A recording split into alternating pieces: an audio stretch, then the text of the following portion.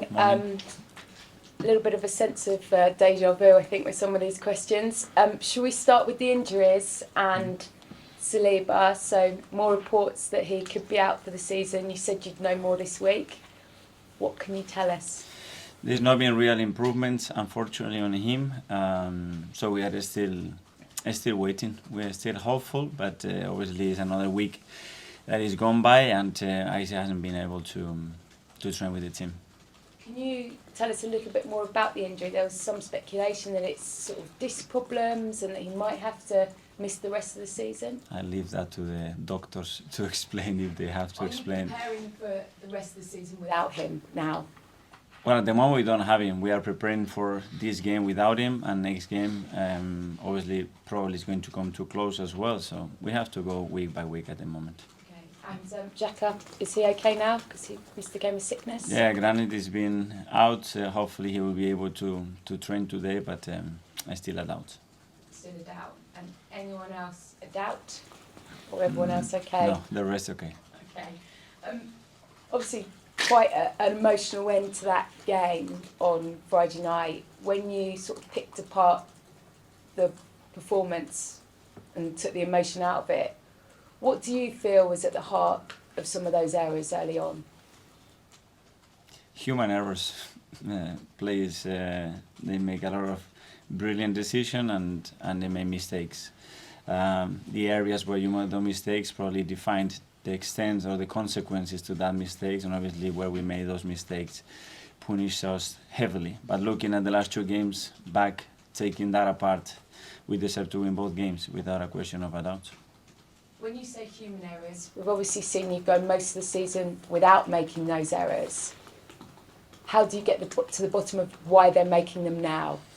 We have made some errors, but we have managed to win the games, and then probably those errors get a little bit dissolved. But we have had some of them that we have managed to do that. But yeah, especially in certain areas, you have to minimize those as much as possible because the margins then become much smaller. Because from the outside, it's easy for us to say, look, they're under pressure, this is why they're making the mistakes, but what's it from the inside? I don't think it's about that. It's decision-making, sometimes it's execution, sometimes credit to the opponents as well, that they put you in certain positions to force those mistakes. But as I said, I think we've done some in the past as well, that I can remember, especially at home, that it could have cost us something and we managed to win the games. Obviously, still 10 games unbeaten. There's been quite a big reaction against Arsenal kind of going on to win the league from here. But the message from you is what? Go win? Still believe? 100%. But we knew from the beginning, and that City was the team to beat, probably with Liverpool, because what those teams have done in the last 6-7 years, and they fully deserve that credit, and to be at the top. And we were the ones that wanted to be closing that gap as much as we possibly could, and we are toe-to-toe with them. We knew that we had to go to the Etihad. We know that after that they're going to have another 5 very difficult games. So that game is going to be really important. Is it going to define the season? The answer is no. You've been part of the title races before. At this stage, how much is about that belief and confidence? How much is about psychology? How much is about mentality? A lot. It plays a huge part. Obviously, the belief is there.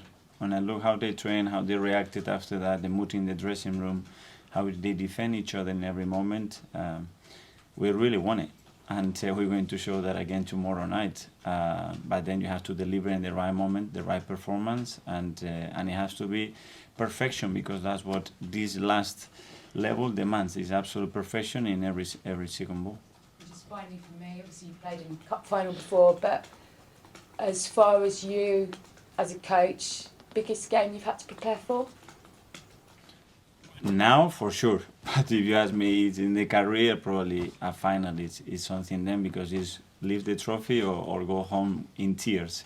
But those situations, that they make you a better coach. You know, they make you to understand the team better, and it's just incredible to be in the position that we are in, trying to prepare the game as we always do to win it. And this is what we're going to do. So not quite the biggest, the second biggest game? I don't know. Very big. Let's say very big, because it's the one that we have to play tomorrow. Okay, thank you. Lindsay? Since Friday, Mikael, I think the narrative shifted somewhat to Manchester City and it being in their hands, but the actual reality is it's in both of your hands, which is quite unusual, because if you win until the end of the season, you will win the title. How are you managing to drown out that other noise about it being in their hands? Like we've been doing for the last 9 or 10 months, focusing what we can do, don't get dragged out whether it's extremely positive or a bit more negative, and be stable in our thoughts and in our process, and be our best every single day to try to do that, because we don't know the outcome. So what he was writing 8 months ago now probably is not relevant, because they said something that it didn't happen for 8 months. So it doesn't matter what we are reading that is going to happen tomorrow. I know you have to go back and read what it was said. One of the key differences will be that experience, that winning experience of getting over the line. How much are you leaning on Jesus, Zinchenko in your squad at the moment? Are you even leaning on them? For sure. I think the experience is key when you've been in those moments, to handle those moments, to understand the importance of certain things when you are competing in a football match, the capacity to transmit, like those two players have to rest of the team, a lot of things that are very, very important. And then the rest. Sometimes it's the best, but some of them, they are young, but they play a lot of games already. And when did you last have a conversation with Pep Guardiola? Exact date? Probably the last time that we played. And has he been in touch this week at all? No. Erling Haaland obviously is going to be the man to stop up front, and with Saliba out, I know you're not going to give too much away, but is that the area that you've been focusing on in training this week, of how you're going to have your centre-back partnership, or whether you're going to change the system? Obviously, we have work in their threats, as well as we have work in their weaknesses, and we know where they are. The issue with a team that City is that it starts with the goalkeeper. And he's a threat when the ball is with him, you know, and you have to control every single one. But just focus on us. We know what they want to do, what they're going to try to do. They can do various things. They can play with a box inside. They can play with a diamond. They can build the game with three. They can be asymmetric on one side. They can put Bernardo on the right and then play a diamond there and put Walker higher. They can do so many things that you have to be adaptable. So I think you have to focus on certain principles to try to take the game where you want. Yeah. Hi, Mikael. Do you see this as winner takes all, this game? Sorry? Do you see this game as being winner takes all? Whoever wins will win the title? No, I don't think. If we win tomorrow night, we haven't won the league, that's for sure. But it puts you obviously in a great position because of the number of games left, even though City have games in hand. That's what I'm kind of saying. If you win, you're overwhelming favourites. If they win, they're overwhelming favourites. It will shift a little bit, probably the percentage, but 5 games in this league, with the games that we both have to play, very tricky still. Do you think the last few weeks has shown that your team are suffering from nerves? They are very young, and most of them are very inexperienced. Has nerves been perhaps the biggest thing? How will they overcome that tomorrow? I think it's more about the situations that in key moments in games they haven't gone our way, and they could have been very different. And I still say, even with those moments, we deserve to win the last 2 games by quite far. And we haven't been able to do that, and that efficiency is key. But as well, because in front of goal, there were some moments that we should have done much better, and we conceded some sloppy goals. You said you'll be relying a little bit on, or you're encouraging Zinchenko and Jesus to sort of, with their winning experience, maybe within the squad, to talk to them ahead of the game. How are you doing that? How are you involving them maybe a little bit more than you normally would do? In a very natural way, since I think when they come in after 2 weeks, 3 weeks, they're set, because they've been where they've been. They say we can win this league. So it's not something that we have started to feel or they have tried to transmit. And I didn't know about that, but they said to me that a few months ago. It's been going on since August. So it's not something that now you rely on them. No, this process has been coming for a long time. You've also said it's not the biggest game of your career in terms of managerial.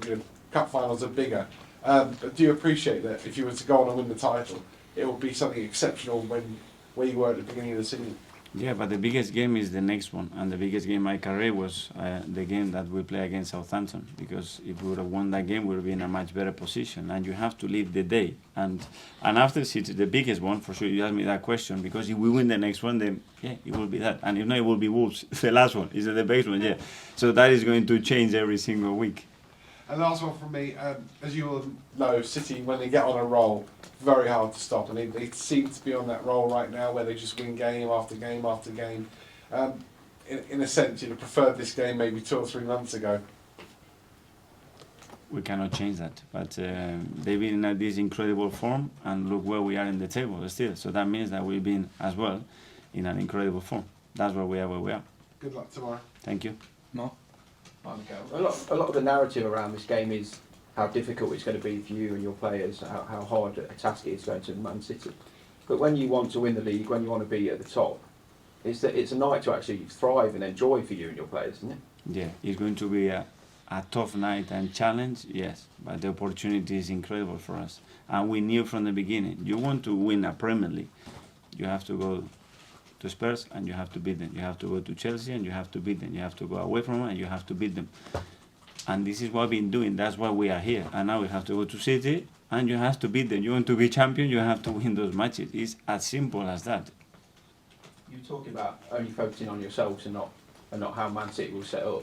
Is that a shift we've seen in recent years? Because when you first came in, you had to change the way you approach these big games, but now you can actually play the way you want to play. No. I said that we have to focus a lot in us. We need to understand what they can do, and we have to be prepared for those changes, which is a lot, because they can do it in the beginning, they can do it after 20 minutes, at halftime, in the last 20 minutes, and you have to be really prepared for that. But this cannot absorb your energy to be constantly adapting to what, and we have to focus because we have a lot of strengths, in our strengths as well, how we can cause them problems. The first time Man City won the Premier League was 11 years ago. And that April, they had a very big game where they lost to Arsenal. And a certain Mikael Arteta got the goal. I just wondered if you remembered much about that night. Yes, because I didn't used to score a lot of goals, so I have a good memory with that. James? Mikael, you mentioned a few questions back about half a dozen things that City could do on Wednesday night. Do you feel like you know what they're going to do from the outset, at least? The answer is no, because I don't know the lineup. So, and once they have the lineup, we would have a more rough idea, but depends who he plays. They can do something different, like we can. And you mentioned the individual errors maybe changing the course of games recently. Uh, Is there any... We've done them. We're not going to do them no more. I was going to say, is there any sense that might have started in that game against City, and do you feel like that was another game where the result didn't maybe the one at the Emirates? The margins, you cannot give anything away, that's for sure. And against big teams, they punish you straight away. And that game, for many periods, we did really, really well and we deserve much better. But again, we had 1 or 2 moments that we give them, and in that moment the game was over. Just a couple more on the live. James? Okay, you've developed a team with such a clear style, clear identity.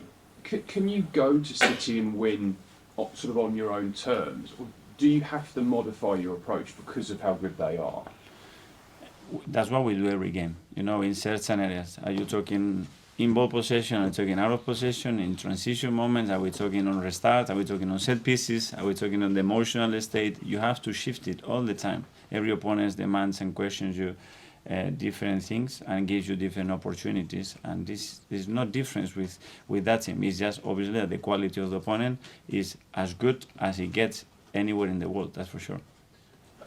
Obviously a lot of focus on Erling Haaland. When you analyse City, how has he changed them this season?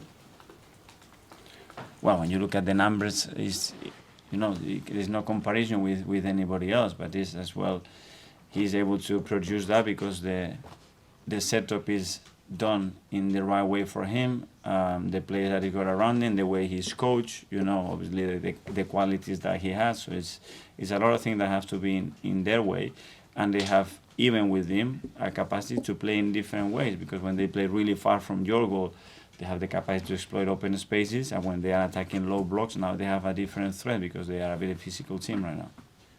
Because of how clinical he is, it's the bigger challenge to stop the supply to him, because by the time he's got the ball, the problem's sort of there, if you like. the problems are gone.